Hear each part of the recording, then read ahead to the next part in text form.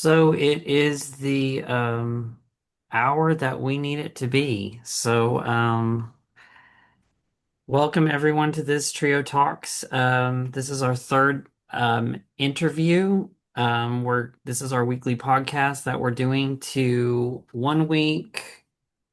We will interview people that work in Trio, and then the other week we will interview Trio students. Any student that has participated in any one of the seven TRIO programs is a TRIO alumni. And so we are going to feature students from all of those seven programs that worked with students before they were in college, and programs that work with students now that they're in college. Um, the goal of this is that we spread the word about what we do and how it works and share that with many, many people. This is being recorded and then we upload this to YouTube. So the first two sessions are on YouTube. If you go and search Trio Talks in the search bar, you will come up with my face and Philip's face, and that's how you know you're choosing the right video. Um, like I said, this podcast is something that we decided to do because we want to showcase what we do well, and not just what we do well in our office, but what TRIO programs all across the nation do well. Um, and because we are showing programs from all different places and people from all different places, students get to see how many TRIO programs exist, what those people do in those programs, and the type of students they work with, and the success stories that those people can talk about.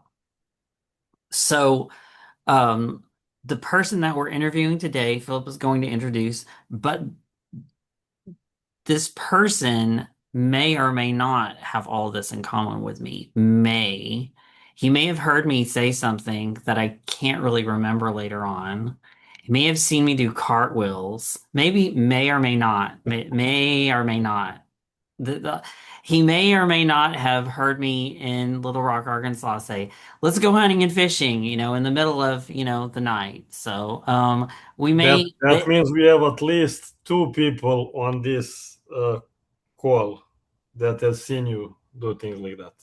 well, Maybe. this may be true, this may not be true. So you're gonna have to all listen very closely to this man's words to judge if what I just said is correct or incorrect. So that's part of why this interview is fun. So, I will hand it over to Philip. Thank you, Cameron. Cameron failed to mention that I did barely make it. There were some delays this morning with the flights, or I should say last night, but from all across the sea, I made it in, as I always do. He's straight off the boat, is what he's saying. He's just straight off the boat, straight off the boat. Exactly. I was boat this time, not the plane. Yeah, he just fell off. So now I'd like to introduce our third speaker, President D'Angelo Sands. He's a trio leader and advocate for educational access and equity. Native of the Bahamas, his educational journey began when he moved to the United States at age 15 to attend Florida Air Academy, an experience that shaped his lifelong commitment to expanding opportunity for underserved students.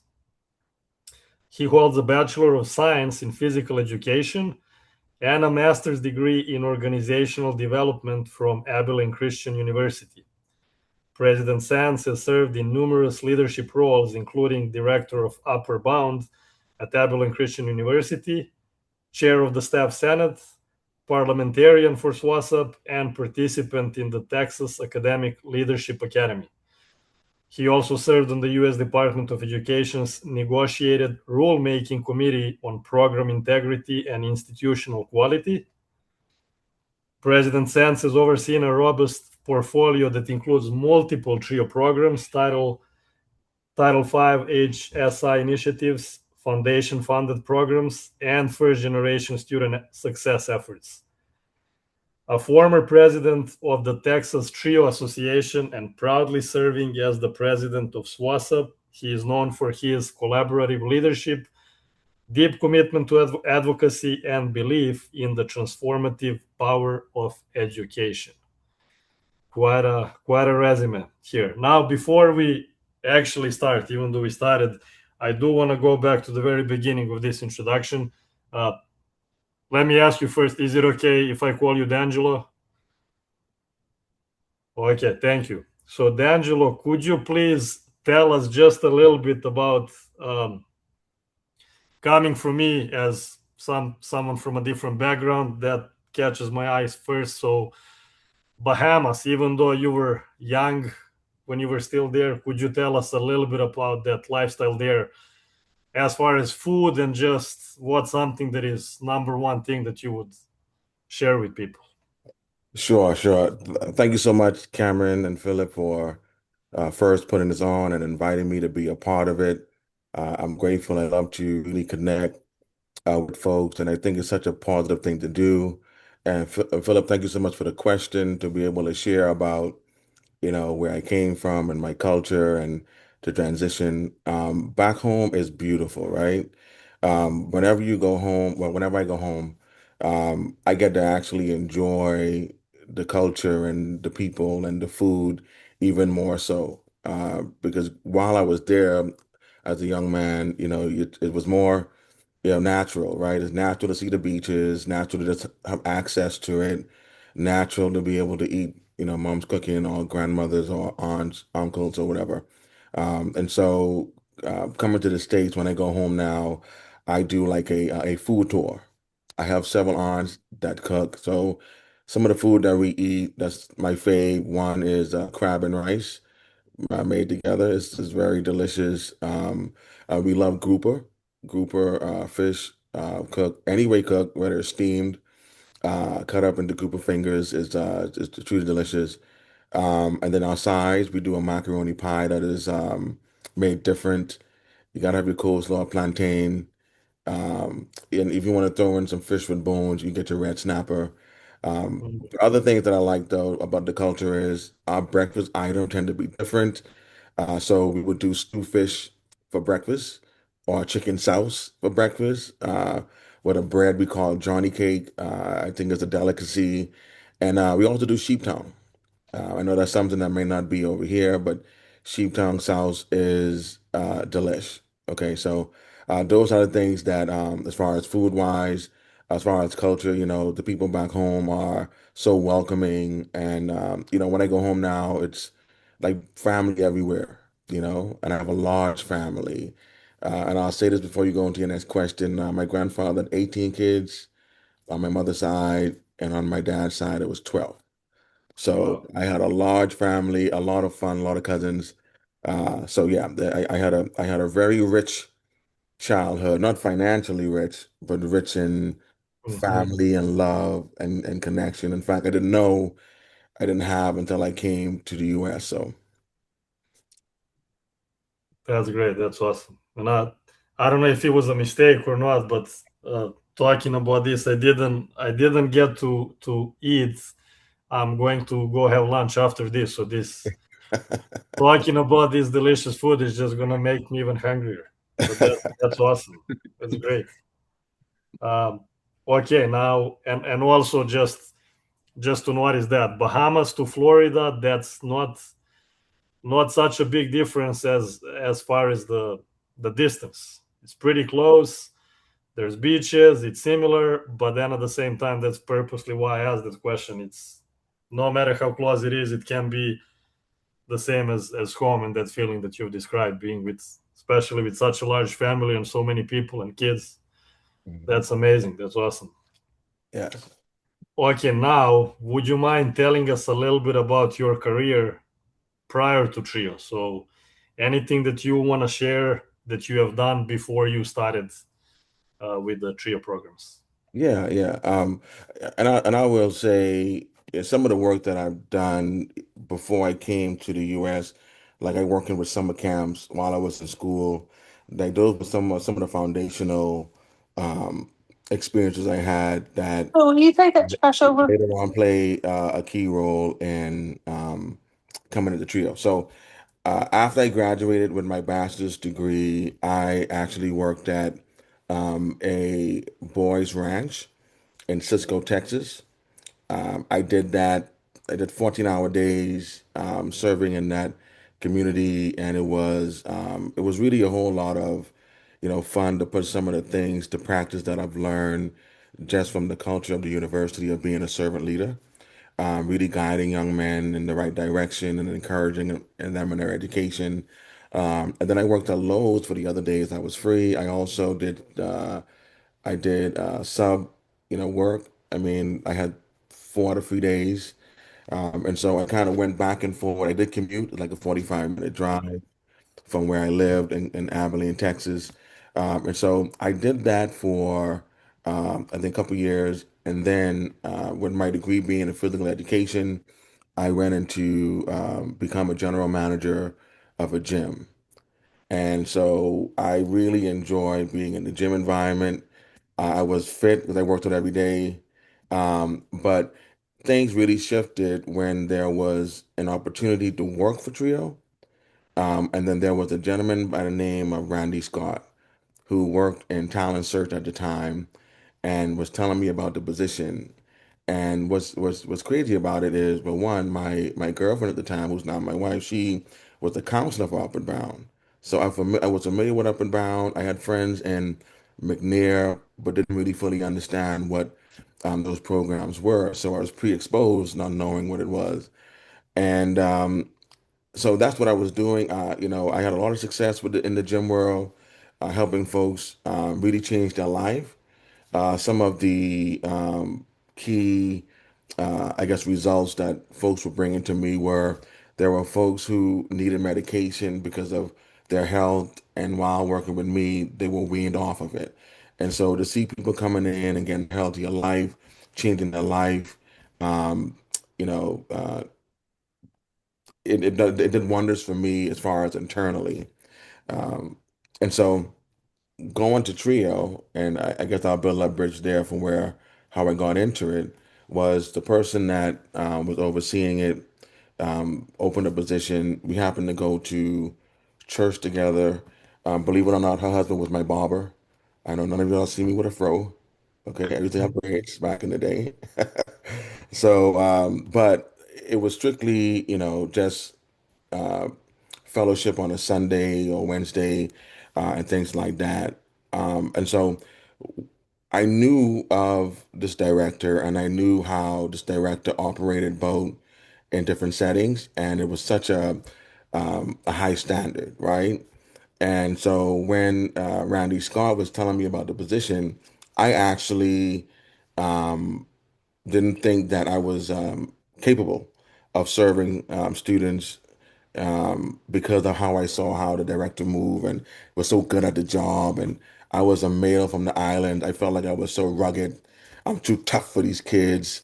You know what I Mhm. mean? They won't be able to relate to me. But Randy's going to encourage me to apply. And I did. And so one of the greatest news I heard was when I was hired on with Up and Brown. This was back in 2011, was when I went to a bank and one of our students had a sibling working at the bank. And when she saw my name, she said, "Oh, you Mr. Sands." I said, "My sister is an Up and Brown."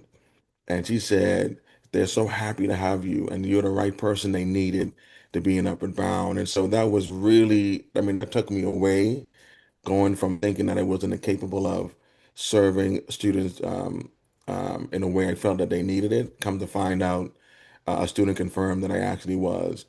So my journey started in Trio in 2011, following being a general manager of the gym. It was called the Power Shack Gym.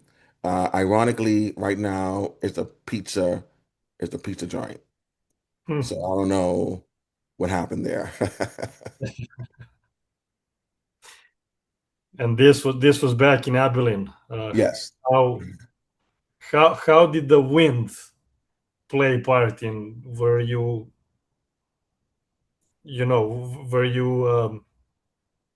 someone who was spending a lot of time outside? So this would be the factor, or not really? Because I myself, I when I um, used to play tennis in college, and then we would actually go to Abilene. And just Western Texas is insane with the windy. Very windy every day throughout the whole Yeah. year. Yeah, so we had to really dose up on your allergy medication, okay, because of Mhm. the wind, it would came in. And it definitely was an adjustment, I would say. In West Texas, it's the dry heat. I was born in humidity, and so it really can be scorching at times. So we always plan our movement, whether in the city or from building to building when it came to being on a university campus. Yeah. So D'Angelo, so you talked about like being able to work with the public and see improvements in their lives related to when you worked in the gym and managed that. Yeah. And what kind of I'm imagining that there was that same kind of atmosphere of seeing improvement in people's lives in Trio, but what was the big motivational key of staying in Trio as opposed to seeing the change in people's lives through their health in the gym? Because they're both, you saw improvement in both places. Yes. What was the difference of keeping you motivated to work in Trio and still see that growth in people's lives? What was the difference in that? I guess is my question. Yeah. So it's twofold, because I got a story to tell about when I transitioned briefly. The difference was contributing to our future, right? Um, I wasn't working with teenagers in the gym. I was working with adults, and that's very important too, seeing that transformation. But working with students that look just like me, not look just like me as far as my appearance, but on paper with the life experiences, we were identical, right? And I learned a lot while coming into Trio because I did not know what first gen was, but I was first gen, right? When you look at the data and you show that, what it means to be low income, I realized that, oh shoot, I was low income. When I think about, going to college, my parents couldn't really guide me through college per se, but my parents were very supportive. So I had to figure some things out. And so seeing that the students who I was serving was just like me, then it really motivated me to be in the trenches with them. And what I learned very quickly is the importance of these students recognizing and seeing that you can relate to them, but also you have an earnest care for them. They understood that you were there for them 100%. And so some of the stuff that I saw is some of our students gaining confidence in different aspects of their life. From a student who was afraid to speak in front of people to a student who now can speak in front of the whole group, right? And I did have students I did push. I had a student I recall would bring me his report card, and I know, and you tend to know the students who can do well. And I said, I know that you believe this is good, but I believe you're a straight A student. Oh, and he fussed with me. And 6 weeks later, he came and he just pulled his paper out and that's on my desk, like, "Here you go, Mr. Sands." I did not look at you, you're a straight A student, right? And it was like cognitive dissonance because on the one hand, he proved that he is, but he didn't like how I was pushing him to do it and that I was right about it. And so there were several students in that kind of case. And then after I transitioned from ACU, he sent a photo of him in his graduation gown, right? Thanking Mr. Sands for pushing him beyond his limit because I know he can do it. And so those are the things that really motivated me, and being able to play a key role in exposing our students to what's around Texas and outside of it. I think seeing that, students who flew for the first time, going to another city, students who live in Texas but saw water for the first time in Texas, going to some of the um, you know, cultural tours, the activities that we had, and you see these light bulbs going, and then you see even parents responding. Like, I had a parent told me one time that, Mr. Sands, you encouraging my kids to see the world. I'm so nervous. I want them to stay, but I get it. And so that student went to New York for college from Abilene, Texas, right? We had a student who went to Harvard, right? So seeing all of that take place to my time being in trio was the most was the motivating factor in that. Now, and please keep time on me now that I am a talker. All right, I don't know when to tuck my coat. So I left trio in 2015, 2016, I believe it was. I was recruited by the police department, and this was key because I struggled to leave, and I love those kids and I those students, and I wanted to, trio was where I was going to spend the rest of my life. So one of the officers was like, you can really connect with more students outside, right? And that really wasn't the case. I mean, I did connect with students, but I really saw what my community looked like at night. I saw more students that looked like my students roaming the streets 1 to 2 and 3 a.m. in the morning, right, on a school night because their home wasn't safe. I saw more students in high school running away, right? In addition, I saw broken home. I saw homes where there was domestic violence. Being on that scene as a police officer, I saw these things firsthand. And so I left. I left and came back to Upward Bound. I didn't stay for a year. Once I saw those kids in those circumstances, then that really motivated me and fired me up. That when I was an Upward Bound, then I made sure that with even more purpose and with more drive, ensure that our students were fully aware of their trajectory and how to get there.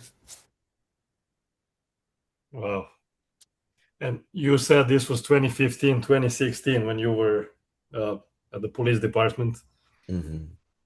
Now, and you did share a little bit, but let's talk about after that. So when you came back to Trio after that, what would be one particular specific story with a student that kind of made you think back and say, I'm definitely glad and happy that I made my way back and this is what I wanted to do. Something that stands out when you think about it right now.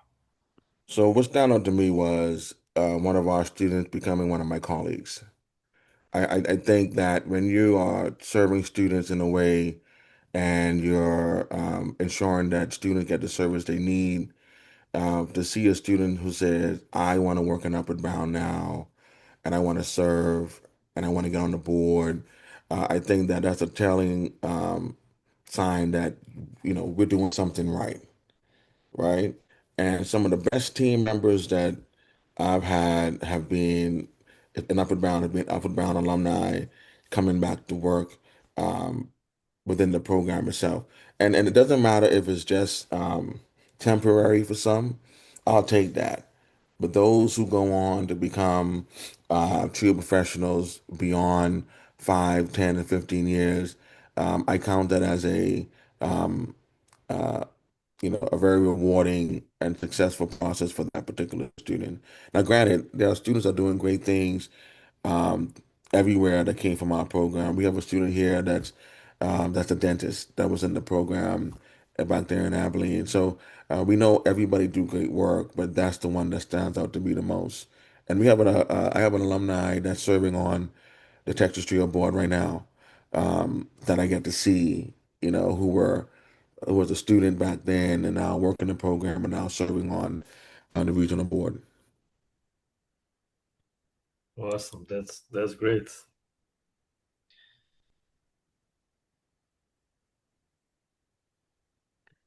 So, D'Angelo, one of the things that why you're a big deal is it is and I've been on that board. I've been on the regional board with you 3 years, I think. I've been on that board for 4 years, and I've been on that board with you for 3 years. And what I call that is trio service work. So that's you can quote me as coining that term. So that's totally cool. Or you can just say that you coined that term, you created that term.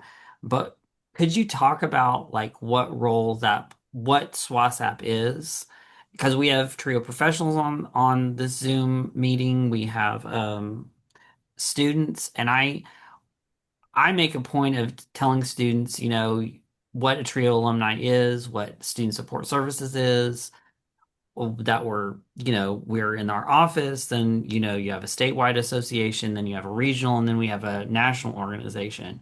But like in layman's terms, how would you describe what your role as president of our regional association, SWASAP, is, what the states behind you, the background you have, and what that kind of means for showing what Trio does. Yeah. Um, So, okay, to make it from my perspective. Now, this is my perspective. Other presidents may see it differently. As president of a region, I feel it is my job and goal to bring the collectives together for the purpose of advocating for and defending trio students and staff alike. When it comes to the work that we do, we do our best to provide additional resources to students via scholarship, but also student leadership.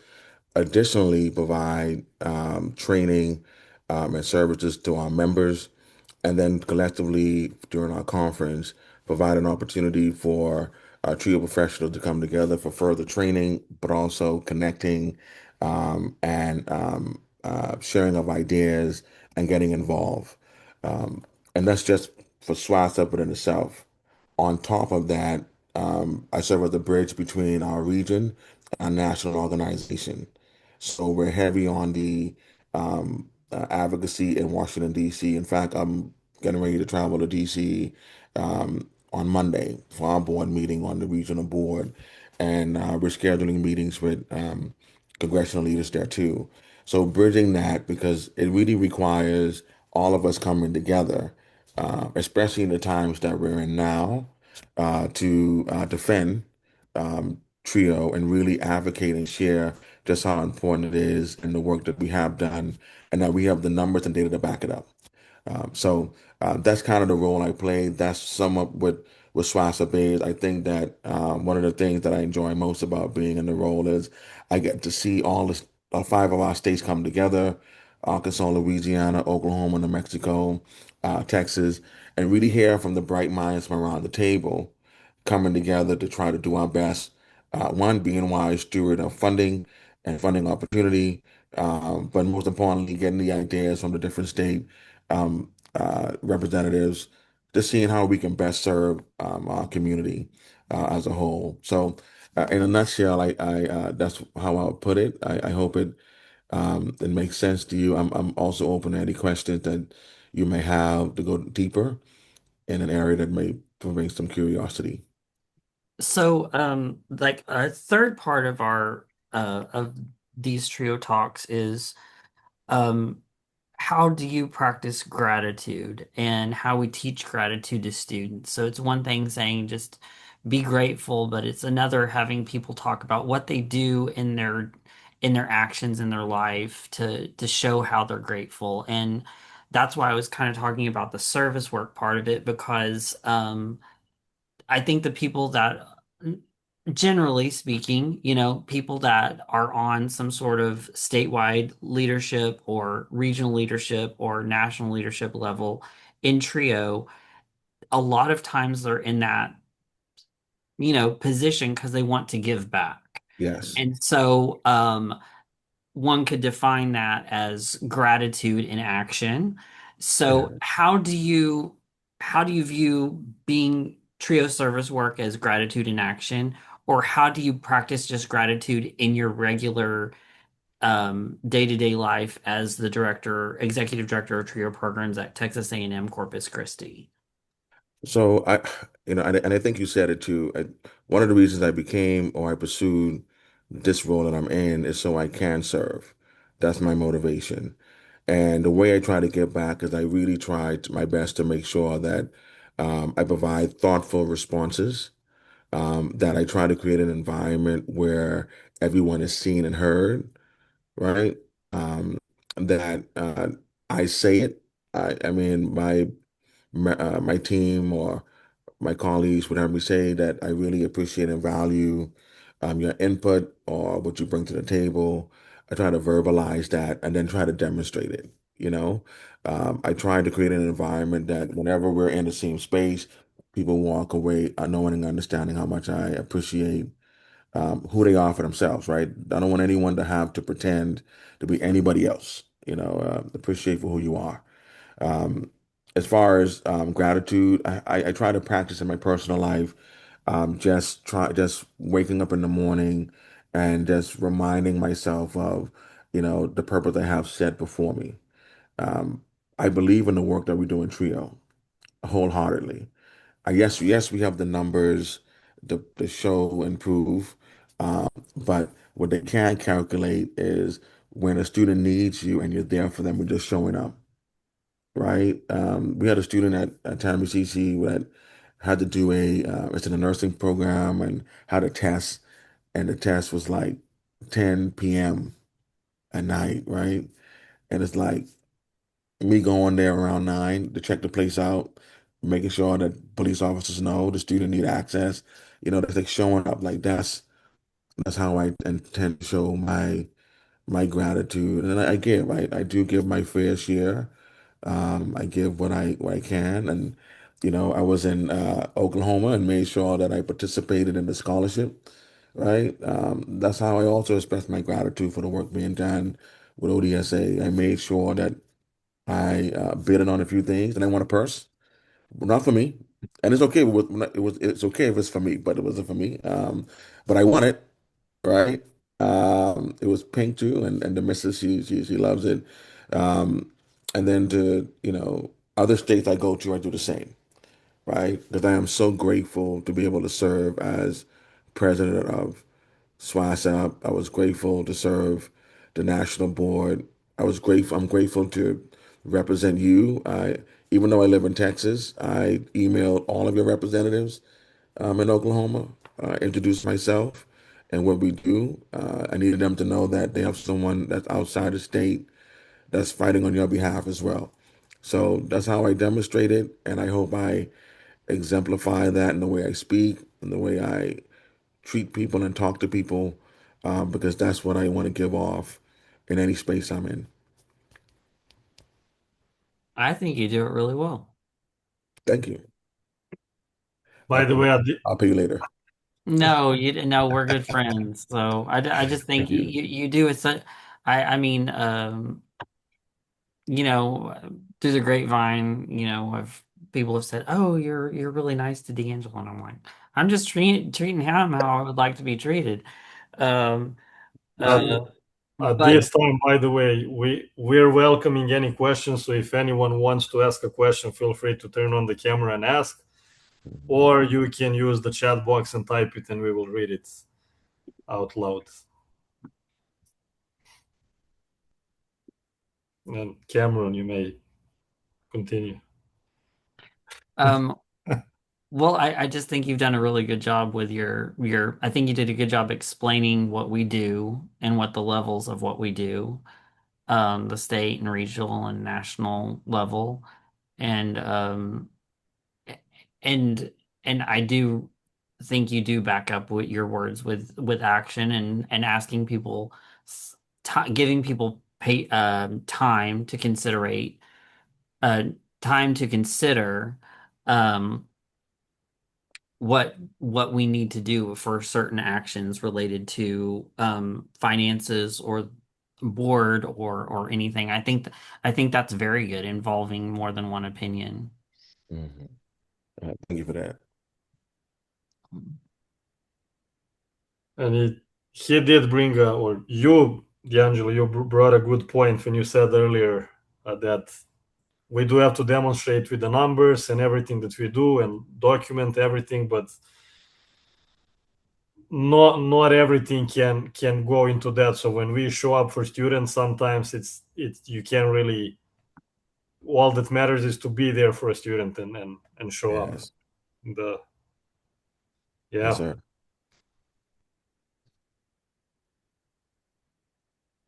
And any questions, any thoughts, they anything seem else a we little can shy today. do? That's okay.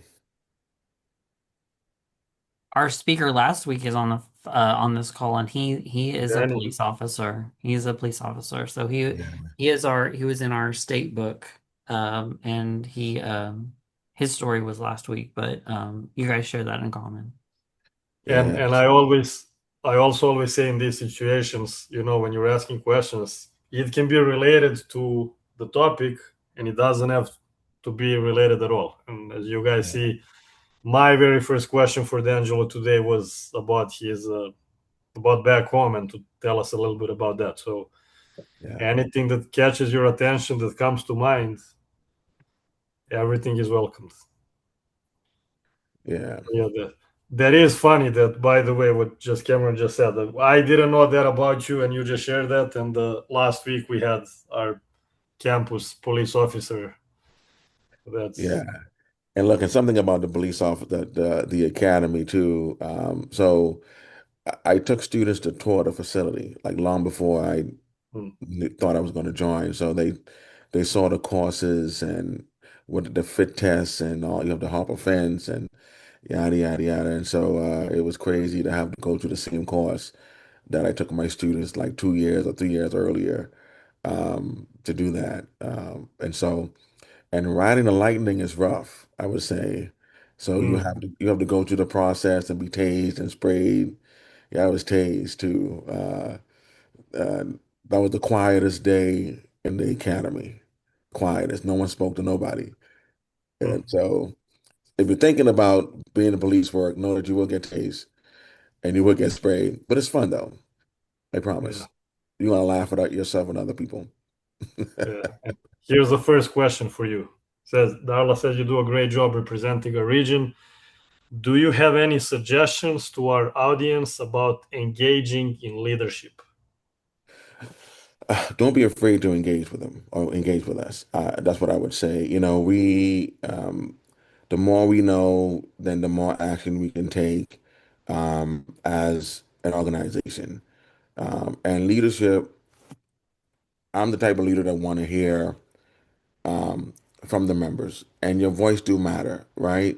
Um, we're not in a place where we have created this environment where everybody feels comfortable speaking from the floor, whether they're brand new to Trio or not. But I hope one day we can get there where everybody feel that they know exactly what's going on. And maybe that's work that we have to do to make you feel comfortable to reach out to leadership. But I would say don't be afraid to send an email or reach out. If it's questions or just comments, I welcome that. And so I think we're doing a good job now with our board members too. We did a survey for the board and they filled it out, and there are some areas for growth as a board.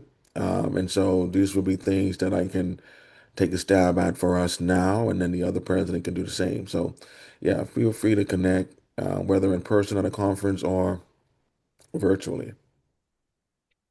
We have another question. This is from one of our students here at Southeastern, Angelica. Her question is, what has been the most rewarding part of being an influence to your students? And then there's a second question after that. Even when they go on to different ventures, do you find they show gratitude for their trio background? Great question. So I want to say, doing the work, it's the way I'm focused on serving the students. I don't expect anything in return, you know? My hope is that students able to see, that the dreams that they have is worth paying attention to and know that higher education can be a vehicle for them to get to where I'm going, where they are going. And so when it comes to our students and their progression, I would say um, I've run across students who look for me on Facebook to update me and let me know just how they're doing. And I take that as being grateful. I would say some of the ones that are most memorable are there are some students, everybody mature differently. And the most important thing that no student feel judged or feel that they uh, are separate and apart from others. But I would say some of my students who were the toughest students are the ones who tend to cycle back and actually verbalize the gratitude because they feel that we stuck with them in spite of. And when you're in this work, we're all human, right? And sometimes we sabotage because sometimes we don't believe we deserve it. And sticking with the students is always the best thing to do. Whether they're a student that's easy breezy, doing well, or a student that just need a little bit more patience and time and encouragement and resources. So I hope I answered your question.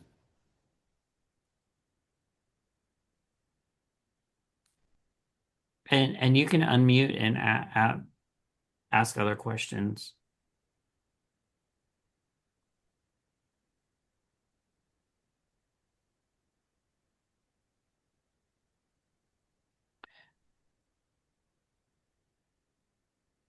So, who are some of the people in Texas Trio or SWASAP that you rely on to ask questions to or seek mentorship from?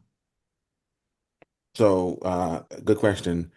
When I was in the President of Texas Trio, I had three past presidents that we met every Friday on the call. Now, what I've done is, we have developed the Past President's Council. So, with the Past President's Council of SWASAB, putting that group together, now I have a group that I can take questions to, or when we meet, we can discuss maybe some ideas and I can get feedback. And what I find though is that, there are folks who have served who still want to be involved. And they were very appreciative that it was put together. So you have your past presidents from, I want to say up to maybe 7 years or longer. That's a part of that group. And it includes men and women with different background. Because I like that's what I want to hear. I want to hear diverse perspectives, But most importantly, though, I see the culture of trio in our leaders. Everybody is just so giving, patient, supportive, consistent with our culture in trio.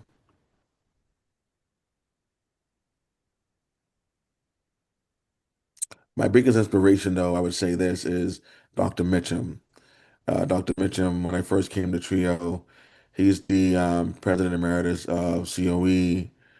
And man, yeah, I was inspired the way he fired up the group, but most importantly, educated us on the cause, and the task at hand. So that's part of my motivation of even considering leadership. I just want to put that out there. And what my question to you is, what do you do when you're not working? So something that is not related to the work you're doing, and when you just something that you enjoy doing when you're free time, whether on your own or with your family or friends. What's one thing that D'Angelo does? So I have been called vacation on legs, right? Which means I'd be chilling. Uh, so I would say, doing lawn work is very therapeutic. My father, rest his soul, was big in gardening and landscaping. So I grew up doing that. There's a sense of, I don't know, peace to go along with that. And then outside of that, I'm chilling. Me and my family, my oldest is home from college now. So we look at, some movie nights, whether at home or at the theater. That's the big deal. So we eat a lot of popcorn, you know. I hope it's good for me as I get older. But that's really our leisure time is really spending time and also critiquing it, right? Like hearing my 14-year-old's perspective and then my 18-year-old's perspective and then the adult's perspective. There's also conditioning, my kids to to know that they have a voice too and their opinions matter. And so we kind of dissect it. So it's really good to see my little nucleus break down some Marvel movie and what made it great or where it wasn't so great or whatever. So yeah, I'd be And chilling. early, you'll be chilling. Earlier, you mentioned diverse perspectives, and Darla is asking another question about that. When you're seeking those diverse perspectives, how might you encourage others to get involved in leadership and supporting the cause? I think that's a collective, that it need to be a collective effort, right? So for me, when I've seen a field professional that I've seen for a few years, or a low-hanging fruit is ELI, those who participate in the ELI, I try to touch base and just give words of encouragement, right? So what we have to do is really encourage our state leadership to also create that environment to cultivate it. Example, when I was with Texas Trio, I had two former ELI participants. I had them lead my ELI group. Those same two individuals that led my ELI group ran for board positions, right? Because I encourage them, but I also try to educate our folks to or enlighten our folks about the process, right? Like if you're going to be a part of ELI, here's what a pathway looks like to being in leadership. Also, though, letting folks know that it's okay that even if they don't want to serve on the board, it's okay just to serve as a chair or a committee member of whether it's the board itself or it's our conference committee. It doesn't have to be that. But I think it's important that we really try to cultivate that and invite folks to the table because there's so many bright minds out there. Like you don't know. Sometimes I hear stories from folks that I've known in Trio for 3, 4, 5, 15 years. Like, you do what? You do that. You know, Mm, I was sitting next to somebody last week at our SWASAP board meeting and they were singing. I'm like, you can sing? Like, where's the karaoke machine? This is a fundraiser. You know what I mean? So I think that's we have to be very intentional on how the conversation we're having and how we can encourage both at the regional and the state level, that is invite folks to be a part of it. And it's very advantageous. And we've seen that in Texas with our 50th conference. We had over 400 people attend. That's the highest it's been in decades, like in years. I'm going to put decades on that, but for a long time. But that's because other folks were involved and they felt like they can be a part of it, right? And they were welcome to be a part of it. So, yeah. yeah. Well, I've D'Angelo, always go ahead. I was just going to say before I let you, Cameron, close, as usual, I wanted to thank D'Angelo for today because I mean it's been great, motivational as well, just like with previously with Darla, with Danny, now with you, and hopefully moving forward every week. We are hearing stories that again are motivational to us as professionals, hopefully to students as well, and really anyone listening to this can hear things that can benefit, motivate you, and just really give you a reason to get out of bed the next day and do things that you're doing and be successful. Um, but yeah, I personally do gotta get going because I got a boat to get on board so that I can sail back and then make it back safe next week for our next guest.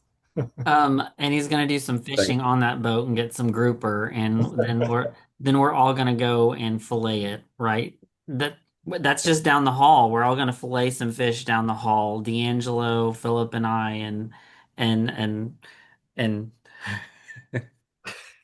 That sounds good. we're gonna make it a how-to for students just passing by, for summer school. Oh, we're gonna give you out some grouper, and you can try some.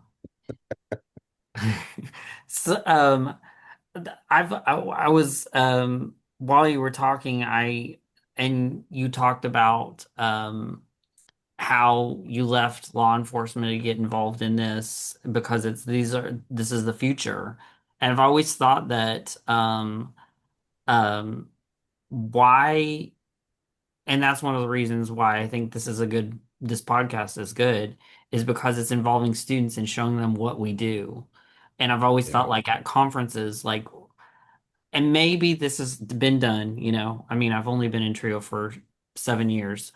But why don't we show them what we're doing when we're all together? And I really want to do that at my conference that I'm planning in March of next year. But our conferences are happening the same year, Yeah. in the same state. Because he's going to be in Oklahoma in 2027. That's his conference. But I've always thought that, like, since people are, people younger than us are the future, are we showing them when we're all together what we do? And so I think that what we've talked about today surely has shown that. And like Philip said, I wanted to personally thank you and all that you do and your leadership and motivation and just greatness. Your D'Angelo Sansness is has been very great today.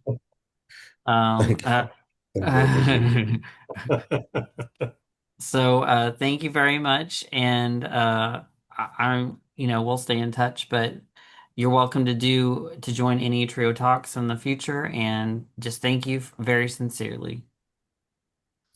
Thank you so much. Thank you again for putting this on and for having me. I really appreciate it. And I wish all of you a great rest of your week and weekend. Stay safe and keep pushing for Trio. Thank you. Thank you. Thank you. Have a great day, and well, next week is one of our students. Um, Next week we are having a student who was on this call, but we're having Carlos Vega speak next week. So Carlos is actually a health and physical education major. So I'm liking how we're seeing these connections between each week. It's a That pattern, yeah. Yeah, it's really cool. So thank you very much, and everyone come next week and attend and hear some more good news. Thank you.